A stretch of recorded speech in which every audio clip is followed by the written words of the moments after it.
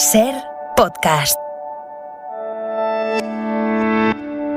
Jesús Callejo, una semana más, bienvenido de nuevo a SER Historia. ¿Qué tal, Nacho? Pues un placer, y en este caso también una delicia, porque creo que vamos a hablar de un personaje muy delicioso. Desde luego, un personaje que ha marcado... Más que nada. Sí, un personaje que ha marcado la historia de la pintura, sobre todo por ese lenguaje tan singular, no tanto en la forma de pintar, que es muy flamenco, muy de los Países Bajos, pero sobre todo los temas que trataba, ¿no? Estamos hablando del Bosco y vamos a viajar a esa segunda mitad del siglo XV y unos poquitos años, ¿no? Hasta 1516, donde él muere, cuando él muere, de como digo, uno de los referentes, ¿no? Que cautivó y enamoró a Felipe II. A Felipe II y a tantos y tantos, ¿no? Porque la verdad que su obra no dejaba indiferente, para bien y para mal, como te puedes imaginar, claro. Ahora la vemos y decimos que qué maravilla cómo dibujaba este hombre, parecía surrealista, claro, pero es que el surrealismo surge en el siglo XX. Los surrealistas, tipo Dalí y Marc Ernst, quedaban también subyugados por esa pintura. Pero en aquella época, pues hombre, no era muy aceptada por la mayoría de la gente porque no se sabía si estaba haciendo pues una especie de apología del cristianismo o más bien de las herejías del cristianismo. De hecho, a él se le ha asociado al Bosco pues a sectas, a sociedades secretas, en fin, a movimientos religiosos un poco extremos, y eso es un poco lo que condiciona la vida y la obra de Jerónimo el Bosco. Por una parte, no tenemos muchos datos, es cierto que los datos biográficos que nos han llegado de él son muy escasos, es cierto que él no fechaba sus pinturas al óleo, todas ellas hechas sobre tabla de roble, salvo una excepción, el de los 7 pecados, que está hecha en una tabla de álamo, es decir, que pinta al óleo, pero nunca en lienzo, siempre en tabla, ¿no? Es importante también tenerlo en cuenta. ¿Pero por qué? Porque ya que no fechaba y no las firmaba las obras, por lo menos a través de una determinada técnica, que es la dendrocronología, podemos saber, gracias a la madera, en qué época fueron pintadas, lo cual ya es una ventaja, no te creas. Bueno, pues ese es un poco Jerónimo el Bosco, Jerónimo van Haken, ¿no? Que nació en una población muy extraña, y bueno, muy extraña a la hora de decir el nombre, y que refleja muy bien ese carácter flamenco que le tocó vivir. Y que también dejó muchos discípulos, porque él tuvo un taller, ganó bastante dinero con la pintura. Por desgracia, muchos de sus cuadros han desaparecido, algunos desaparecieron en España con el incendio del Alcázar, pero muchos también están en España. Y gracias a un personaje que tú acabas de citar, a Felipe II, que sintió una fascinación tremenda, casi morbosa, por los cuadros del Bosco, hasta el punto de que los tuvo en su cuarto privado, y dice que fue lo último que vio cuando estaba en su agonía. Todo un personaje, el Bosco, nacido en Den Bosch. Yo estoy un par de veces en Den Bosch, en Holanda. Y bueno, algunos seguramente, yo voy a utilizar siempre la palabra, el término Holanda, ¿no? Para hablar de los Países Bajos, los neerlandeses, que se ha puesto ahora de moda y tal. Bueno, Jesús, tú sabes que yo, bueno, pues por esto de las exposiciones trabajo con holandeses y ellos mismos son los que me dicen, no, yo estoy en Holanda, ¿no? ¿Dónde estás? ¿Están aquí? No, estoy en Ámsterdam, estoy en Holanda y tal. Así que esa pedantería que ha surgido ahora, que es correcto, ¿no? De lo de decir los Países Bajos y decir el gentilicio de neerlandés, pero vamos, o sea, me parece ahí un poco ya volver a freír la patata, ¿no? Cuando esta ya está más consumida que yo qué sé, ¿no? Pero bueno, este autor holandés, como digo, el Bosco, nacido en 1450 y fallecido en 1516. ¿Cuál es la fecha que nos propones esta semana para comenzar nuestro viaje, Jesús?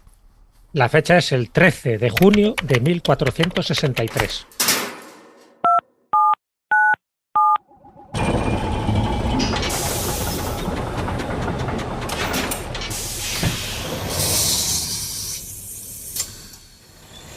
Adelante, pasen. Jesús Callejo les está esperando junto al cronovisor.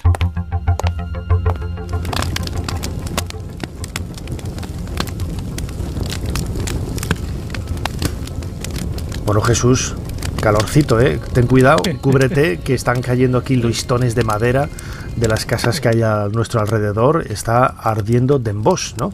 La Bolduque, la ciudad donde nació. Sí. Vamos a ver, Bolduque suena mejor. Sí, Den Bosch es como lo dicen ellos, ¿no? Bolduque es el término castellanizado. Y aquí pues estamos viviendo, ¿no? En nuestra propia carne un incendio terrible. Un incendio pavoroso, y por eso hemos venido también a este momento que marca al Bosco. En este momento él tiene 12 añitos, ¿vale? Suponiendo que la fecha de nacimiento sea esa la que estamos barajando, 1450, porque bueno, ya también se ha especulado que a lo mejor era otra, pero bueno, poniendo como referencia esa fecha, está claro, además el niño que vemos tiene esos 12, 13 años, y está contemplando el incendio de este, bueno, iba a decir este pueblo, es una ciudad porque estamos hablando de 14.000 habitantes que ya tenía por aquella época, y se están quemando 4.000 casas, ni más ni menos, es decir, es un incendio terrible. La casa del Bosco no se quema, en fin, porque está en el barrio bueno, pero te puedes imaginar que el impacto psicológico, pero también físico que ocasiona, porque estamos hablando de 643 personas que fallecen de una forma inmediata y algunas pues con consecuencia de la intoxicación del humo. Eso deja huella no solo a todos los habitantes de ese pueblo, sino también a Jerónimo, casi es como todavía se llamaba antes de que fuera él conocido como el Bosco. Y lo curioso, y eso es un poco las referencias que hay de distintos cronistas, él a partir de aquel momento, desde ese día, este muchacho que desde la habitación observaba el incendio y no podía hacer nada, empieza a pintar. Y empieza a pintar, está claro que ya se dedicaba hacia sus dibujitos, en fin, sus habilidades pictóricas, pero él ya empieza a pintar cosas siniestras, cosas apocalípticas, cosas que a él le marcan, ¿no? Los gritos, los chillidos, el caos, el desbarajuste que se produce en esta noche del 13 de junio, a él le marca hasta el punto de que su propio abuelo se queda un poco extasiado, porque él ve lo que hace y ve que son figuras muy sombrías, muy negras, y incluso en uno de los cuadros dice que el abuelo cuando lo contempla ve que hay como una especie de parte del infierno, ¿no? Porque hay gentes vestidas de largo y además con una especie de sotanas enlutadas que llevan, pues eso, como pedazos calcinados de los muertos metidos en unas carretas. Está claro que esto le influyó posteriormente en su pintura, ¿no? Porque en su pintura es verdad que hay muchos episodios que tienen que ver con el Evangelio, que tienen que ver con el Antiguo y con el Nuevo Testamento, pero también tienen que ver mucho con el infierno, con los condenados, con los demonios, pero pintado a su estilo. Eso es un poco lo que le ha dado ese carácter, hasta el punto de que incluso Bruegel el Viejo también se inspiró, ¿no?, en sus cuadros para hacer también sus pinturas, pero siempre con ese carácter, por una parte simbólico, por otra parte apocalíptico y por otra parte herético, porque muchas de esas interpretaciones, ahora lo comentaremos, muchas de las interpretaciones del Jardín de las Delicias, por ejemplo, o de la extracción de la Piedra de la Locura, es algo más de lo que estamos viendo a primera vista. Nos está dando otro mensaje. Ese mensaje puede ser, en este caso, evangélico, apostólico, litúrgico o no. O realmente él estuvo metido en alguna sociedad secreta y esas enseñanzas, y enseñanzas en algunos casos ocultas, quedaron plasmadas en sus cuadros. Bueno, lo iremos viendo. Claro, hay que pensar, estamos en una época pues casi a finales, ¿no?, de la Edad Media, abriendo ya casi las puertas al Renacimiento, una época de cambio de pensamiento, pero desde luego la religión lo marcaba absolutamente todo, y de ahí que el impacto del fuego, tan identificado siempre con el infierno, con las herejías, con todo aquello que transgredía, ¿no?, la línea recta que marcaba esa estricta religiosidad cristiana católica del momento, pues debió bueno, pues casi de servir como una especie de shock, ¿no?, en la mente de aquel crío de 12-13 años, que seguramente era mucho más madura que un crío de ahora, ¿no?, porque empezaban a trabajar muy jóvenes y se hacían a la vida mucho antes que ahora, pero desde luego, ¿no?, en ese contexto de religiosidad extrema, en donde cualquier cosa que hacías estaba perseguida o bendecida por la religión, el fuego era uno de esos protagonistas sempiternos, ¿no?, presentes siempre en todos los pensamientos. El fuego y un elemento más, Nacho, muy importante, porque por entonces estaba cerca del año 1500. En el año 1500, bueno, se pensaba, igual pasó también en el año 1000, pero en el año 1500 se pensaba que iba a ser el fin del mundo. Es decir, bueno, nos hemos librado del año 1000, pero no nos vamos a hablar del 1500. Siempre en los números redondos, ya sabes, salían los agoreros, los profetas del Apocalipsis, y ese mensaje fraguó mucho, ¿no? No solo en la Europa central, también, por supuesto, en España, y se pensaba, porque eso también le pasa con los cuadros de Durero, se pensaba que el fin del mundo era inminente, que la parusía, que la llegada de Jesucristo era inminente. Entonces sí que había un concepto pesimista en los cuadros, en las obras literarias. Por entonces abundan mucho también las representaciones pictóricas de la danza de la muerte, ¿no? Donde la muerte iguala a todos, con independencia que sea rico, noble, labriego o lo que sea. Entonces, yo creo que también hay que enmarcarlo en esa mentalidad, ¿no? El Bosco, tanto de niño como cuando fue adulto, porque claro, él llega a vivir hasta 1516 y él pasa esa transición del año 1500. Él se pensaba, igual que lo pensaba casi todo el mundo, que algo iba a ocurrir, algo malo, ¿no? Un fin del mundo, un fin de los tiempos, y en parte queda reflejado en esas pinturas, no solo las suyas, ¿no? Sino también de otros pintores coetáneos. Pues yo creo que también es importante tener esa referencia, porque luego explicaría el por qué en muchos de esos cuadros y las temáticas que le elegía, es verdad que muchas eran encargos, pero muchas de esas temáticas siempre hay un componente apocalíptico, siempre hay alguna calavera, siempre hay muertos, siempre hay demonios, siempre está el Averno, siempre están las llamas. Bueno, pues evidentemente todo en parte queda condicionado por este momento del cronovisor donde él fue testigo de ese incendio pavoroso, y a partir de ahí sus obras están muy relacionadas, por supuesto, con sus inclinaciones religiosas.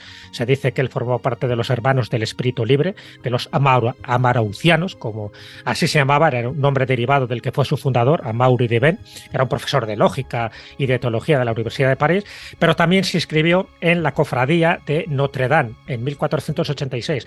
La cofradía de Notre Dame eran como católicos, apostólicos, donde hacían un poco de todo y sobre todo consagrado al culto de la Virgen y a las obras piadosas. Entonces yo creo que él jugó un poco en ese doble baremo, jugó un poco con una doble baraja, ¿no? Por una parte, evidentemente tenía que ser muy cristiano porque así lo marcaban las normas, pero por otra parte, por su forma de vivir, por su forma de sentir también la vida, él era un poco heterodoxo, hasta el punto de que algunos de los cuadros, ya te digo, luego comentaremos si quieres su simbología, sí que hace referencia, por ejemplo, al tarot. Hay un cuadro suyo, en fin, que lo titulan El vagabundo o El vendedor ambulante, y que si tú ves la carta del tarot, la carta que no tiene número de los arcanos mayores, de los 22 arcanos mayores, es exactamente el loco, es ese arcano sin número, es ese vendedor ambulante, es ese hijo pródigo, como distintos nombres que ha recibido su cuadro. Entonces estaba claro que él conocía el tarot, que él conocía esta especie de simbología esotérica y lo plasmó a su modo, por supuesto, en muchísimos cuadros. Si te parece, Jesús, vamos a escuchar a Charles de Moig. Él fue comisario de la exposición Jerónimo el Bosco, Visiones de un genio, que tuvo lugar en Den Bosch, en Bolduque, en el año 2016. Son fragmentos que ya hemos utilizado en otra ocasión, pues en aquella temporada, ¿no?, de 2016, en Ser Historia, pero que nos sirven, ¿no?, para contextualizar un poco el momento que vivió el Bosco, toda la interpretación que había y cómo marcaba de una forma muy siniestra, me atrevería a decir, el mundo del pecado. Pues todo ello queda perfectamente reflejado en las palabras que vamos a escuchar de Charles de Moig. No sabemos exactamente por qué el Bosco pintaba así, por qué pintaba estas criaturas. Sabemos que era un hombre muy religioso y que estaba muy interesado en el mensaje de que el hombre debía hacer buenas acciones, pero también sufría muchas tentaciones a lo largo de su vida. En aquella época había muchas fuentes para inspirarse, como los dibujos miniados de los manuscritos de los monasterios. También están las gárgolas de la Catedral de San Juan, que tenemos aquí en Den Bosch. Como vemos, hay montones de puntos de inspiración en todas partes, pero la razón exacta de por qué pintaba de esta forma lo desconocemos porque no hay fuentes autobiográficas.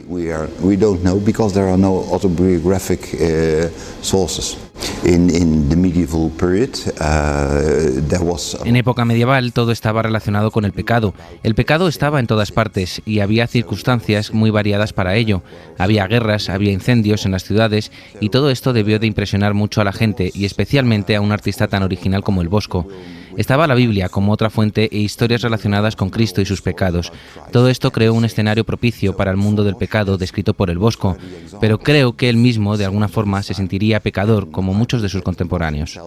Found himself a sinner as well as did most of his contemporaries. The most important things of exhibition in general are that... Lo más importante de toda la exposición es que permite a los visitantes tener una impresión completa de toda la obra del Bosco. Tenemos 17 de sus 24 obras conservadas y 19 de los 20 dibujos y bosquejos que realizó. Con ello consigues tener una visión muy completa del legado artístico de este pintor universal. And with that research project Hemos hecho un trabajo de investigación. Solicitamos la colaboración de nuestros colegas en todo el mundo para conocer más sobre la obra del Bosco, para conocer más la forma en que trabajaba, su proceso creativo, las atribuciones de las obras. Desde el año 2010, el equipo de investigación visitó numerosos museos empleando los métodos de trabajo más modernos, fotografías con infrarrojos, rayos X, creando con todo ello una enorme base de datos, con miles y miles de fotos del trabajo del Bosco.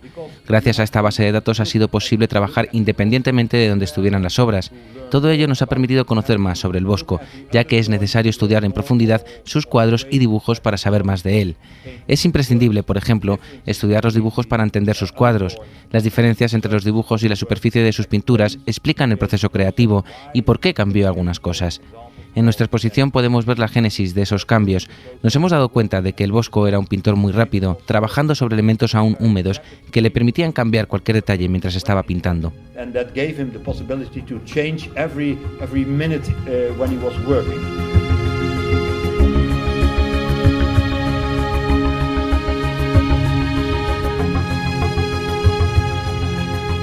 Jesús, era un mundo muy tétrico, muy siniestro. Tú lo decías antes, ¿no? Siempre aparecen representadas imágenes que podríamos identificar con la muerte.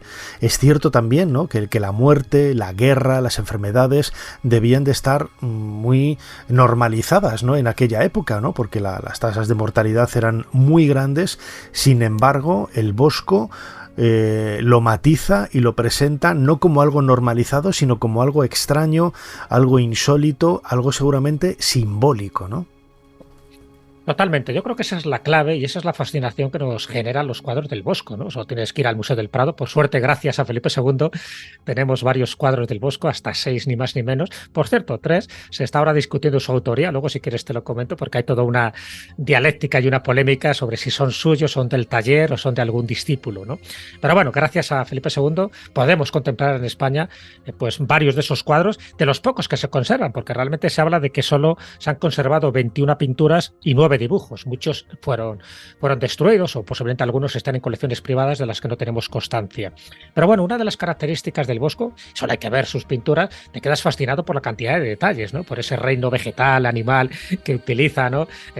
A veces, pues con mucho sarcasmo, porque en el fondo, ya te digo, yo creo que está transmitiendo un tipo de mensaje solo legible para los iniciados, para los que estuvieran un poco en su cuerda. Por otra parte, son cuadros grotescos, ¿no? Tú ves que están como representando personajes caricaturescos, ¿no? Por otra parte, se ve toda una tendencia onírica. Es como si él hubiera tenido sueños y pesadillas y luego las dejara plasmadas, ¿no?, en estos cuadros, en estos óleos sobre tabla. Pero también hay mucho mensaje alquímico, no lo olvidemos. Él le interesaba también la alquimia, igual que le interesaba el tarot. De hecho, si es verdad que él estuvo dentro de esa especie de sociedad semisecreta que se llamaba los Hermanos del Libre Espíritu, pues bueno, uno de los nombres que dice que recibían eran los adamitas.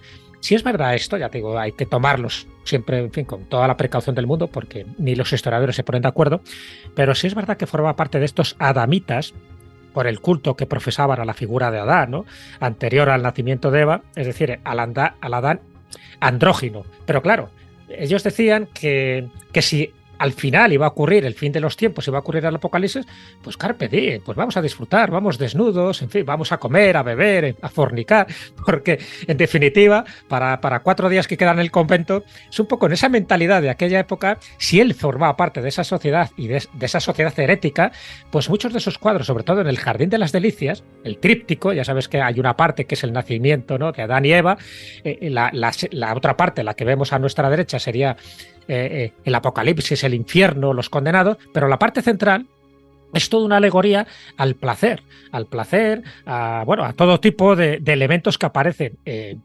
a veces procaces, ¿no? Porque si tú miras un poco el Jardín de las Delicias, que me parece que es un cuadro muy representativo de la mentalidad y la psicología que tenía el Bosco, aparte de ver la fuente de la vida, el árbol del bien y del mal, hay como una especie de bestiario medieval. Pero es que si te fijas un poco más, es que hay elementos muy eróticos, porque primero aparecen hombres y mujeres desnudos, pero se ve claramente actos heterosexuales, actos homosexuales, actos de placeres solitarios, incluso bestialidad. En fin, se ve todo tipo de prácticas. Eso era muy llamativo en aquella época. Imagínate para Felipe II, al que se le asocia un poco pues, con esa ortodoxia religiosa de que era más papista que el Papa. Todo lo contrario. A Felipe II le interesaban muchísimos estos temas. No sé si por vicios ocultos o sencillamente porque se daba cuenta de que también había un tipo de mensaje esotérico del que él era proclive. Y sobre todo también por la alquimia. Muchos de estos cuadros tienen claves alquímicas. Felipe II, no lo olvidemos, en el Escorial había una torre donde se hacían prácticas alquímicas, por lo tanto le estaba interesado, posiblemente para conseguir oro a través de metales innobles, a través de ese proceso de la gran obra, pero también posiblemente la transformación del ser humano, que en definitiva es lo que buscaba cualquier hombre de conocimiento.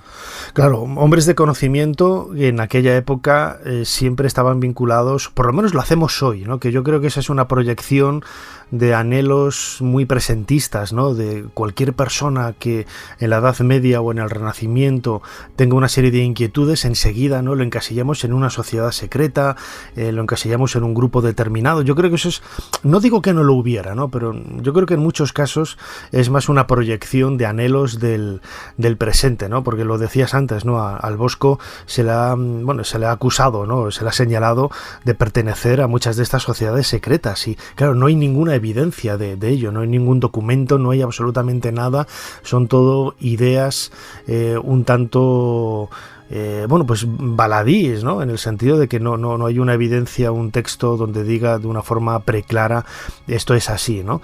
¿Tú qué crees? Porque sucede con Leonardo da Vinci, por ejemplo, también, ¿no? Que se le ha dicho que estaba en varios grupos esotéricos. Es cierto que el esoterismo en aquella época tenía una presencia muy clara, pero yo no sé hasta qué punto esto de las sectas y las sociedades secretas tiene a dónde sujetarse, ¿no? Donde amarrarse.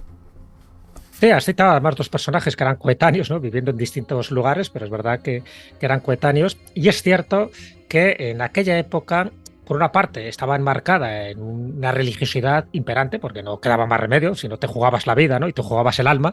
Pero por otra parte, las personas inteligentes, y está claro que tanto Leonardo da Vinci como el Bosco eran muy inteligentes, eran muy avanzados, muy pioneros, ¿no? En sus artes y sobre todo pues en la forma de transmitir sus mensajes.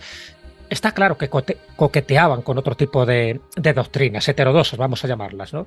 En fin, pero pasa ahora también. La mayoría de la gente pues acepta la versión oficial y hay gente que no acepta la versión oficial e intenta tener conocimientos a través de otras vías, ¿no? A través del espiritismo, de la masonería, de los rosacruces, etcétera. Bueno, pues entonces ocurría algo parecido. De lo que sí tenemos constancia es que por lo menos el Bosco sí que formó parte desde 1486 de la cofradía religiosa de Nuestra Señora. ¿A qué se dedicaba? Pues sobre todo era una asociación laica, no era religiosa, pero se dedicaba al culto a la Virgen y sobre todo a las obras de caridad. Eso no quiere decir que él también tuviera pues esa sensación de que el conocimiento no solo estaba inscrito en lo que era la Biblia, ¿no? El libro sagrado, sino que también él buscaba otro tipo de libros y seguro, ya digo, no hay constancia documental, pero seguro que tenía algún que otro grimorio, consultaba las obras de Agripa y en fin, todo ese tipo de conocimiento más oscuro, más prohibitivo, casi con total seguridad, ¿no? Él, además incluso tiene años oscuros, por ejemplo entre 1500 y 1504 no se sabe muy bien dónde está, parece que está en Venecia. En Venecia pues ahí entra en contacto también con personas pues de una intelectualidad muy muy alta y posiblemente pues también buscará en bibliotecas algún tipo de libro que le pudiera influir y a fe que le influyó no solo a él sino también a sus discípulos y no solo también a sus discípulos sino a grandes personajes de la pintura de aquel momento. Hay un cuadro por ejemplo de Peter Bruegel el Viejo, que es el Triunfo de la Muerte de 1562, ya había muerto por supuesto el Bosco, que sabiendo que estaba influido por el Bosco es cuando empiezas a interpretar muchas de esas escenas también apocalípticas que aparecen reflejadas en el Triunfo de la Muerte. Por cierto, un cuadro donde aparece en el museo en el Maestro del Prado de nuestro querido y común amigo Javier Sierra. Ahora le escucharemos a Javier, sí. Y ahora lo escucharemos. Pues te digo que teniendo en cuenta un poco todo esto, sabiendo que efectivamente él seguía la ortodoxia religiosa porque no le quedaba más remedio, pero que coqueteó con otro tipo de disciplinas, no me cabe ninguna duda, sobre todo porque solo tienes que ver sus cuadros. Y cuando tú analizas sus cuadros, y te pongo, por ejemplo, solo un ejemplo, ¿no?, de los muchos que podíamos poner, la extracción de la piedra de la locura, ¿no? Lo que aparentemente lo que queda reflejado ahí, cualquier profano que vea esa pintura verá que hay un cirujano que le está extrayendo lo que se llamaba la piedra del mal en el cerebro de un loco. Se pensaba que era por eso, ¿no?, porque había una concreción en su cerebro que le permitía, pues, hacer todo tipo de desmanes y de locuras. Pero si observamos bien el cuadro, veremos el real significado que quería buscar el Bosco. Entonces, lo que se hace es que se está estirpando una flor. Cuando tú ves, no sale una piedra, es una flor. Y la flor es un tulipán negro. El tulipán negro significa dinero, es decir, dentro de la simbología, ¿no? En tanto que la bolsa que tiene el cirujano está atravesada por un puñal, en teoría de supuesto loco, que indica que es el verdadero acto clínico, es decir, la extracción del dinero del bolsillo de los tontos. Es decir, está haciendo una especie de crítica, de sarcasmo, de ironía a través del cuadro, donde están extrayendo supuestamente la piedra de la locura, y lo que está extrayendo es nada, pero que se están riendo de alguna forma, pues, de esa superstición que por entonces estaba muy en boga. Bueno, pues desde esta interpretación los cuadros del Bosco adquieren una dimensión totalmente diferente. Esa es la lectura que hay que hacer de muchas obras de arte, ¿no? No solamente una descripción somera, sino ir más allá. Lo hemos dicho muchas veces aquí en el programa. Y antes mencionabas a Javier Sierra, ¿no?, autor de El Maestro del Prado, buen amigo, y que le preguntábamos, ¿no?, sobre uno de esos cuadros que aparece precisamente en esta obra de éxito internacional publicada por Planeta, El Maestro del Prado. Le preguntábamos, como digo, sobre el Jardín de las Delicias, y esto es lo que nos ha respondido. El Jardín de las Delicias es un cuadro lleno de extrañezas, singularidades y diría incluso contradicciones. Extrañezas porque no sabemos si se llama realmente el Jardín de las Delicias.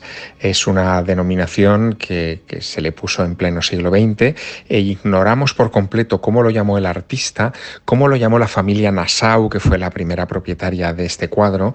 Lo que sí sabemos, en cambio, es cómo lo llamaron en España cuando llegó a manos de Felipe II y lo bautizaron como el cuadro de la variedad del mundo.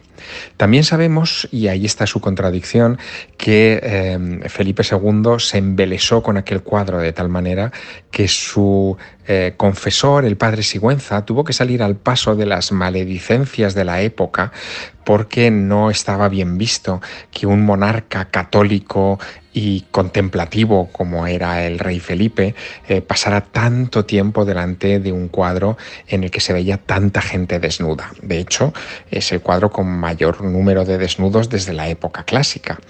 Pero tiene un punto de misterio su interpretación.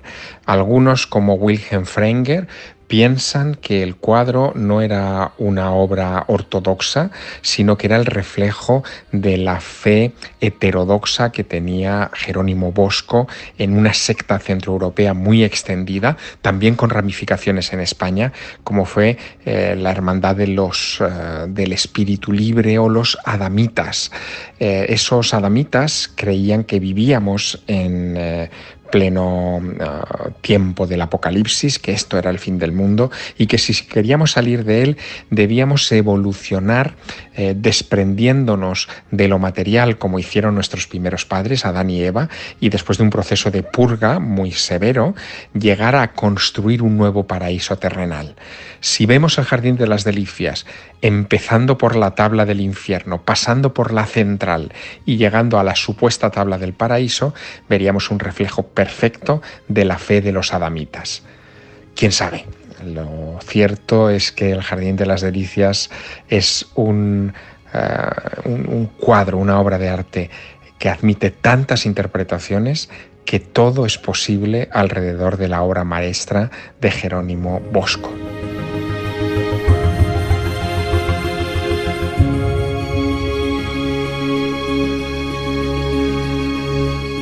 Jesús, qué importante es hacer esa lectura que vaya más allá de la simple descripción, ¿no? Lo he comentado muchas veces aquí en el programa, ¿no? Yo en la carrera me harté de escuchar simples descripciones de cuadros sin profundizar, ¿no? En por qué esa armadura tenía ese escudo, por qué el color, ¿no? De esos contrastes de color entre los tejidos que decoraban, entre comillas, una estancia. Pues todo ello tenía símbolos, ¿no? Tenía un significado que se ha perdido y es una pena, ¿no? Y trabajos como el de Javier o el que estás haciendo ahora mismo, Jesús, en el cronovisor como crononauta, nos acerca a esa otra realidad mucho más cercana, ¿no? Y mucho más real del significado de los cuadros. Yo creo que es esencial, es esencial. Ahora, como bien sabes, en el Museo de Thyssen-Bornemisza hay toda una exposición de lo oculto, ¿no? Precisamente buscando esos mensajes alquímicos, esotéricos, espirituales, teosóficos, en muchos de los cuadros pues clásicos, ¿no? Tanto de antaño como de hogaño. Bueno, pues evidentemente si no tenemos una interpretación a veces también simbólica de muchos de estos cuadros, nos perdemos muchísima información. El Bosco está claro que la refleja. En el Jardín de las Delicias posiblemente sea el tríptico más conocido, donde queda muy bien reflejado ese mundo fantástico oculto, ¿no? Donde él bebió de estos textos prohibidos y heréticos. Y ahí quedan reflejados en animales, en seres humanos, pues cosas que te llaman la atención. De hecho, hay muchas plantas, por ejemplo, hay muchas frutas. Vemos grosellas, vemos moras, madroños, frambuesas, fresas, cerezas. De hecho, se le llamaba el cuadro de la fresa, al principio, antes de llamarle el Jardín de las Delicias, porque hay una fresa gigantesca que preside ese tríptico y porque la fresa luego aparece en bastantes lugares. Bueno, este tipo de frutos que te estoy diciendo aluden a la voluptuosidad, a los placeres de la vida, con lo cual ahí se le refleja un poco si era adamita o no era adamita, ¿no? Pero también está la mandrágora. La mandrágora, ya sabes también un poco toda la parte simbólica y esotérica que tiene la mandrágora. Pero es que antiguamente, en aquella época, cuando se utilizaba la expresión coger fruta, equivalía a tener comercio carnal. Entonces, qué casualidad que haya tantas frutas, que haya tanta gente desnuda y que haya tanta promiscuidad. Es decir, a ver si al final en Argentina van a tener razón por tener ese doble sentido del verbo coger, ¿no? Coger fruta, efectivamente. Que hay muchos amigos que nos escuchan desde Argentina y les mandamos un beso muy grande desde aquí.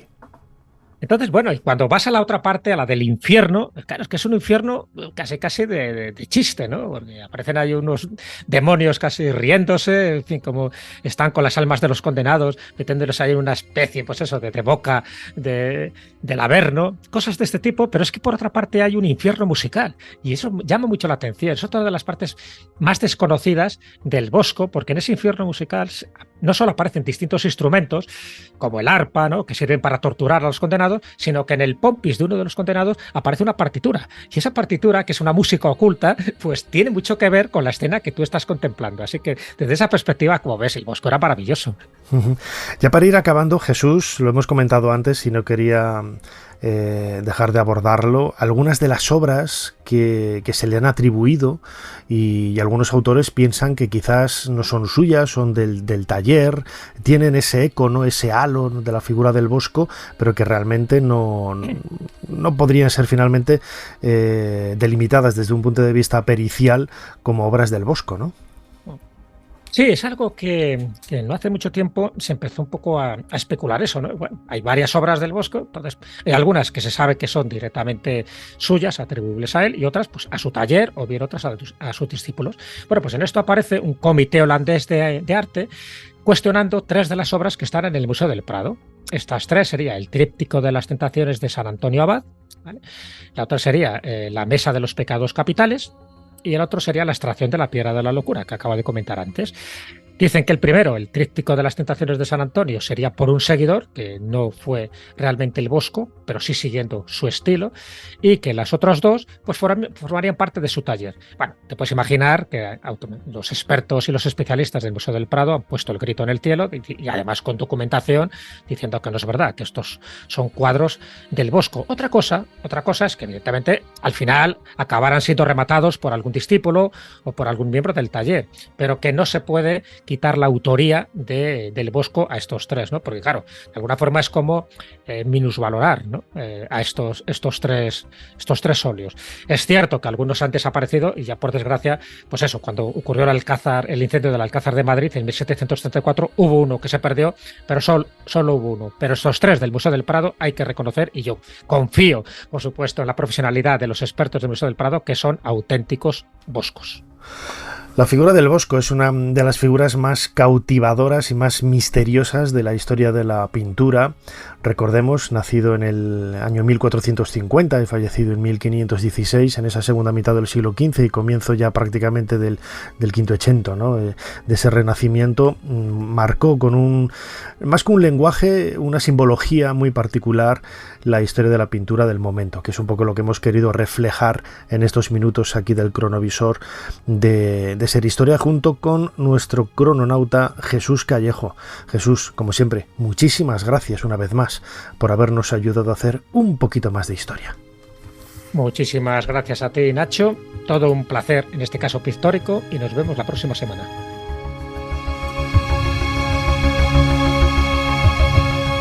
Suscríbete a Ser Historia. Todos los episodios y contenidos adicionales en la app de Cadena Ser y en nuestros canales de Apple Podcast, Spotify, iVoox, Google Podcast y YouTube. Escúchanos en directo en la Ser los domingos a la 1:30 de la madrugada. Cadena Ser. La radio.